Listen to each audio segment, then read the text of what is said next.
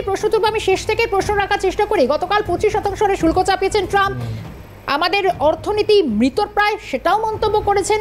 হঠাৎই বৈরিতার পথে কেন হাঁটতে যাচ্ছেন? কিন্তু বিষয় হচ্ছে যেখানে পাকিস্তান এবং বাংলাদেশের শুল্ক অনেকটা শতাংশ কম, ভারতকে এক ধাপে 25% হারে শুল্ক বৃদ্ধি, কেন এই সিদ্ধান্ত ট্রাম্পের?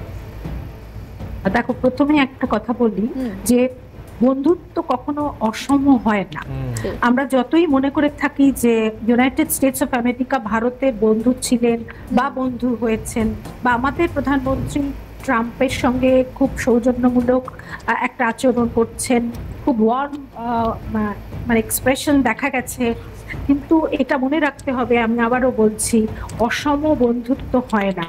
অর্থাৎ ইউনাইটেড স্টেটস অফ আমেরিকা তারা অর্থনৈতিকভাবে, রাজনৈতিকভাবে পৃথিবীতে সুপার পাওয়ার। যেমন রাশিয়া একটা সুপার পাওয়ার, ঠিক সেরকম ইউনাইটেড স্টেটস অফ আমেরিকা। এরা এশিয়ার এই সমস্ত কান্ট্রি, ইন্ডিয়া, পাকিস্তান, চায়না এবং ইন্দোনেশিয়া, তোমরা যে কান্ট্রিগুলোর কথা বললে, এদের এক সারিতে রাখে।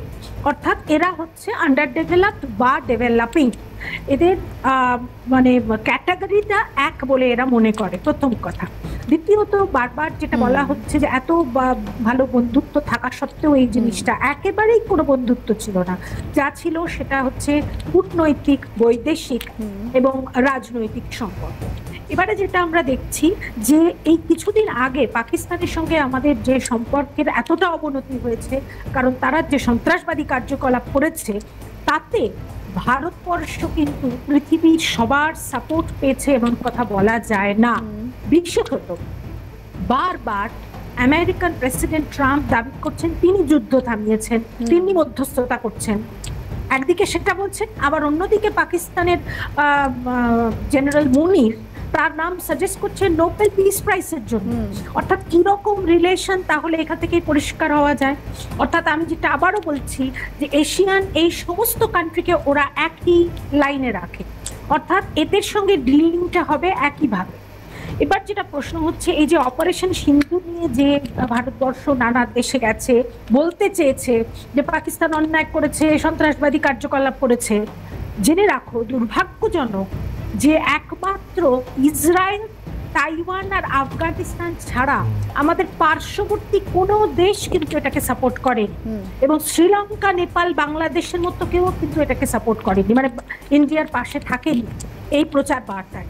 এবারে যেটা সমস্যা, যে এই যে শুল্কটা হঠাৎ করে বসিয়েছেন, এটা সম্পূর্ণভাবে একটা একনায়কতন্ত্র প্রচার, মানে প্রতিষ্ঠা করার চেষ্টা ডোনাল্ড ট্রাম্পের, আর কিচ্ছু নয়।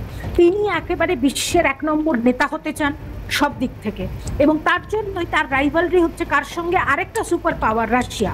এবার রাশিয়ার সঙ্গে ইন্ডিয়ার বন্ধুত্বপূর্ণ সম্পর্ক কথাটা বলাটাই ভুল। কি সম্পর্ক? বৈদেশিক বাণিজ্যের সম্পর্ক। রাশিয়া বরাবর ভারতের সঙ্গে এই সম্পর্কটা বজায় রেখেছে।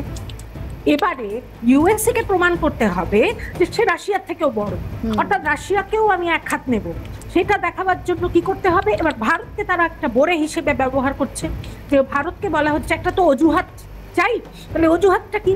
যে তুমি বাবা রাশিয়ার সঙ্গে ভাগ করেছো, তাহলে এবার দেখো মজাটা। অর্থাৎ এবার তোমার বৈদেশিক বাণিজ্যের উপরে আমি 25% শুল্ক বসাবো, এবং সেখানে কিচ্ছু বলার নেই।